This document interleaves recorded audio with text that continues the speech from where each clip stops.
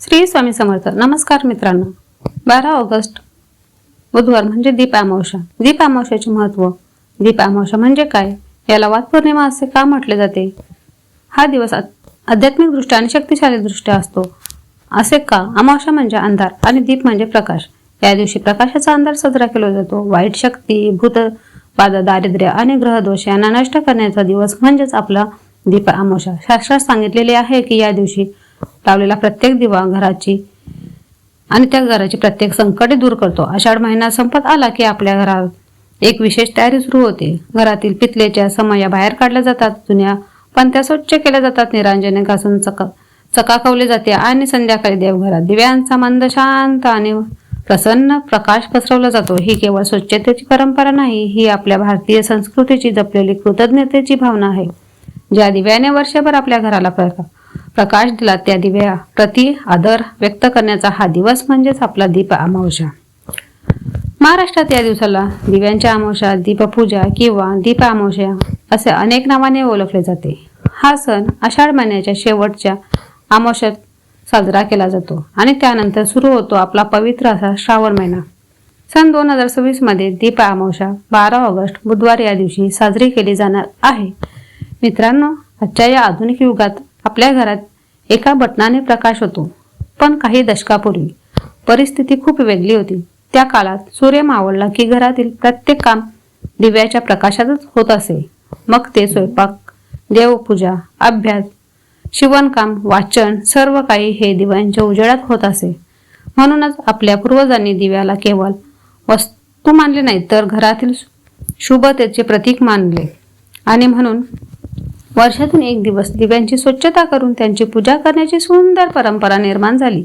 भारतीय संस्कृतीत प्रकाशाला अंधारावरच्या विजयाचे प्रतीक मानले जाते. अज्ञान, भीती आणि निराशा प्रकाश म्हणजे अज्ञान आणि योग्य मार्ग. म्हणजेच प्रत्येक शुभ कार्याची सुरुवात आपण दिवा लावूनच करतोय. लग्न असो, गृहप्रवेश असो, नामकरण असो किंवा कोणतेही धार्मिक कार्य असो, सर्वप्रथम दिवा प्रज्वलित केला जातो. दिवा हा फक्त प्रकाश देत नाही, तर आपल्या मनातील शांतता देतो. आपल्या मनाला शांतता देतो. देवघरात लावलेला छोटासा दिवा घराचे वातावरण प्रसन्न करतो. म्हणून अनेक घरांमध्ये सकाळ संध्याकाळ दिवा लावण्याची परंपरा आजही कायम आहे. आता दीप अमावस्या आपल्याला एक सुंदर संदेश देते. आपल्या आयुष्यात ज्या गोष्टी रोज उपयोगी पडतात त्यांचा आदर करत राहायला हवे. मग तो दिवा असो, निसर्ग असो, आपल्या कुटुंबातील माणसे असो किंवा त्यांचा आदर करणे ही आपली खरी भारतीय संस्कृती आहे. अनेक कुटुंबांमध्ये या दिवशी लहान मुलांनाही दिव्याचे महत्त्व सांगितले जाते. ही फक्त पूजा नसून संस्काराची परंपरा आहे. एका पिढीकडून दुसऱ्या पिढीकडे मूल्य पोहोचवण्याचा हा सुंदर मार्ग आहे. आषाढ महिना संपून श्रावण महिन्याची सुरुवात होण्यापूर्वी घर, देवघर आणि मन प्रसन्न ठेवण्याचा संदेशही या सणातून दिला जातो. म्हणून दीप अमावस्या हा केवळ धार्मिक दिवस नाही, तर स्वच्छता, शिस्त लावण्याचा दिवस आहे. आता पुढे आपण जाणून घेणार आहोत दीप अमावस्याच्या दिवशी सकाळपासून ते रात्रीपर्यंत काय करावे, त्यासाठी काय साहित्य लागते, पूजा कशी करावी. या दिवशी शक्य असल्यास पहाटे लवकर उठावे, स्नान करून स्वच्छ आणि शक्य तेवढे हलक्या रंगाचे किंवा पारंपरिक स्वच्छ कपडे परिधान करावेत. त्यानंतर सर्वप्रथम देवघर स्वच्छ करावे. अनेक घरांमध्ये या दिवशी देवघरातील प्रत्येक वस्तू प्रेमाने पुसली जाते, स्वच्छ केली जाते, कारण स्वच्छतेला आपल्या भारतीय संस्कृतीमध्ये पूजे इतकेच महत्त्व दिले गेले आहे. यानंतर घरात वापरले जाणारे सर्व दिवे एकत्र काढावेत. पितलेची समई, तांब्याची निरंजन, चांदीचे दिवे किंवा मातीच्या पंत्या सर्व काढावेत आणि स्वच्छ करावेत. पूर्वीच्या काली चिंच, राख किंवा शिकेकाई याचा वापर करून पितलेचे दिवे घासले जात असत, सर्व स्वच्छता केली जात असे. पण आज साहित्य उपलब्ध आहे, तरी दिवा स्वच्छ करताना त्यांच्याविषयी मनात आदर आणि जपणुकीची भावना ठेवणे अधिक महत्त्वाचे मानले जाते. दिवे स्वच्छ झाल्यानंतर त्यांना स्वच्छ कापडावर ठेवावे. त्यानंतर दिव्यांना हळद, कुंकू आणि अक्षदा वाहाव्यात. सुगंधी फुले अर्पण करावीत. काही कुटुंबांमध्ये दिव्यांना छोटासा फुलांचा हारही घातला जातो. ही प्रत्येक घराची परंपरा वेगवेगळी आहे. पूजेसाठी लागणाऱ्या साहित्यांमध्ये हळद, कुंकू, अक्षदा, फुले, तुळशीची पाने ज्या घराच्या परंपरेत वापरत असतील त्यांनी ती घ्यावीत. कापसाच्या वाती, तूप किंवा तिलाचे तेल, अगरबत्ती, कापूर आणि नैवेद्य यांचा समावेश असतो. त्यानंतर देवघरात सुंदर रांगोळी काढावी. रांगोळी ही केवळ सजावट नसून शुभतेचे प्रतीक मानले जाते. स्वच्छ रांगोळी आणि प्रज्वलित दिवा यामुळे घराचे वातावरण अगदी प्रसन्न होते. संध्याकाळच्या वेळी पूजा करण्याची तयारी सुरू करावी. सर्व दिव्यांमध्ये नवीन वाती ठेवाव्यात. शक्य असल्यास तुपाचा दिवा लावावा. अनेक घरांमध्ये तिळाच्या तेलाचाही दिवा लावण्याची परंपरा आहे. दिवा प्रज्वलित करण्यापूर्वी सर्वप्रथम आपण श्री गणेशाचे स्मरण करावे. त्यानंतर आपल्या कुलदैवताचे स्मरण करावे. भगवान शिव, श्री विष्णू, माता लक्ष्मी किंवा आपल्या श्रद्धेनुसार या इष्टदेवतेचे स्मरण करायचे आहे त्या इष्टदेवतेचे स्मरण करावे. दिवा लावल्यानंतर शांतपणे काही क्षण देवासमोर बसावे. मनातील चांगले विचार, कुटुंबाचा सुख समृद्धीची प्रार्थना आणि सर्वांच्या आरोग्याची मंगल कामना करावी. आता प्रश्न येतो की या दिवशी नैवेद्य काय दाखवावा. यासाठी कोणतेही एक नियम नाही. महाराष्ट्रातील विविध भागांमध्ये वेगवेगळ्या परंपरा आहेत. अनेक घरांमध्ये खीर, पुरण, गूळ खोबरे, साखर, दूध, लाडू किंवा घरी बनवलेला सात्विक गोड पदार्थ नैवेद्य म्हणून अर्पण केला जातो. तर काही कुटुंबांमध्ये ऋतूनुसार फलांचाही नैवेद्य अर्पण केला जातो. सर्वात महत्त्वाची गोष्ट म्हणजे नैवेद्य महाग असावा असे काही नाही, पण तो स्वच्छ सात्विक हीच आपल्या परंपरेची शिकवण आहे. पूजा झाल्यानंतर घरातील मुख्य दरवाजा, तुळशी वृंदावन आणि शक्य असल्यास घराच्या अंगणातही दिवा लावावा. दिव्यांचा प्रकाश हा शुभतेचे आणि मंगलतेचे प्रतीक मानले जाते. या दिवशी अनेक कुटुंबे लहान मुलांनाही पूजेमध्ये सहभागी करून घेतात. दिवा कसा लावायचा, पूजेला आणि परंपरा का जपायच्या हे त्यांना प्रेमाने शिकवले जाते. अशा छोट्या मोठ्या गोष्टींमधून संस्कार पुढच्या पिढीपर्यंत पोहोचतात.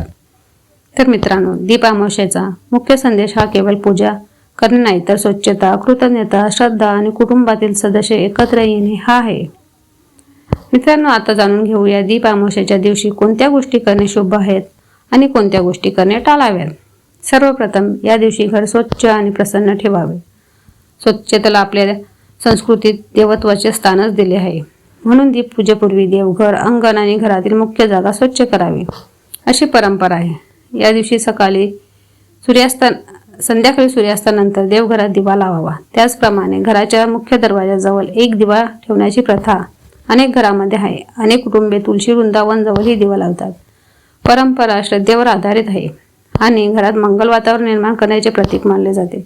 या दिवशी घरातील ज्येष्ठ व्यक्तींना आशीर्वाद घ्यावा, कारण आपल्या संस्कृतीत मोठ्यांचा आशीर्वाद ही सर्वात मोठी संपत्ती मानली जाते. शक्य असल्यास गरजू व्यक्तींना अन्नदान करावे. काही ठिकाणी दीपज्ञानाचाही परंपरा आहे. मंदिरात किंवा गरजूंना दिवे, तेल किंवा पूजेचे साहित्य देणे ही सेवा आणि दान भावनेची सेवा ठेवावी. आता जाणून घेऊया या दिवशी काय टाळावे. परंपरेनुसार या दिवशी अनावश्यक राग, वादविवाद, कटू बोलणे टाळावे. घरात शांत, आनंदी आणि भक्तिमय वातावरण ठेवण्याचा प्रयत्न करावा. पूजेसाठी वापरले जाणारे दिवे तुटलेले, अत्यंत खराब अवस्थेत नसावेत. ते चांगल्या स्थितीतले दिवे वापरण्याची अनेक घरात पद्धत आहे. पूजा घाईघाईने न करता शांत मनाने करावी, कारण पूजा ही केवळ विधी नसून मन एकाग्र करण्याची प्रक्रिया आहे. मित्रांनो, दीप अमावस्या आणि श्रावण महिन्याचा संबंध अत्यंत सुंदर आहे.